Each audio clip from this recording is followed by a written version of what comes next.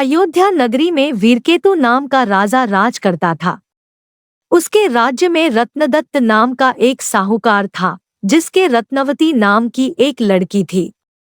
वह सुंदर थी। वह पुरुष के भेष में रहा करती थी और किसी से भी ब्याह नहीं करना चाहती थी। उसका पिता बड़ा दुखी था। इसी बीच नगर में खूब चोरियां होने लगी। प्रजा दुखी हो गई। कोशिश करने पर भी जब चोर पकड़ में न आया तो राजा स्वयं उसे पकड़ने के लिए निकला। एक दिन रात को जब राजा भेष बदलकर घूम रहा था तो उसे परकोटे के पास एक आदमी दिखाई दिया। राजा चुपचाप उसके पीछे चल दिया। चोर ने कहा, तब तो तुम मेरे साथी हो, आओ मेरे घर चलो। दोनों घर पहुंचे। उसे बिठलाकर चोर किसी काम के लिए चला गया।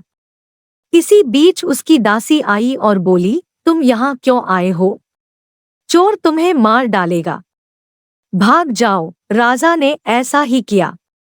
फिर उसने फौज लेकर चोर का घर घेर लिया। जब चोर ने ये देखा तो वह लड़ने के लिए तैयार हो गया। दोनों में खूब लड़ाई हुई। अंत में चोर हार गया। राजा उसे पकड़कर राजधानी में लाया और से सूली पर लटकाने का हुक्म दे दिया। संयोग से रत्नवती ने उसे देखा तो वह उस पर मोहित हो गई। पिता से बोली, मैं इसके साथ ब्याह करूंगी, नहीं तो मर जाऊंगी। पर राजा ने उसकी बात न मानी और चोर सूली पर लटका दिया।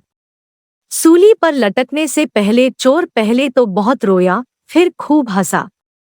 रत्नवती वहां पहुंच गई और चोर के सिर को लेकर सती होने को चिता में बैठ गई।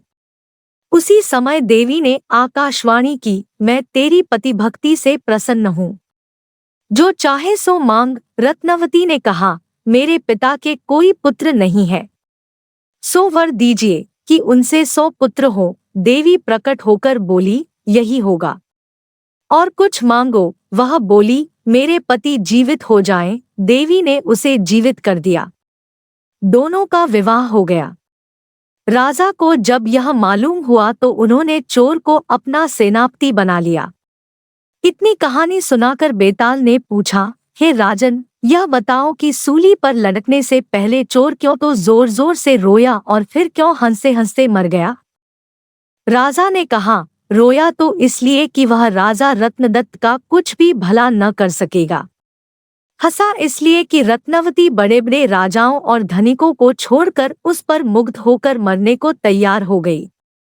स्त्री के मन की गति को कोई नहीं समझ सकता। इतना सुनकर बेताल गायब हो गया और पेड़ पर जा लटका।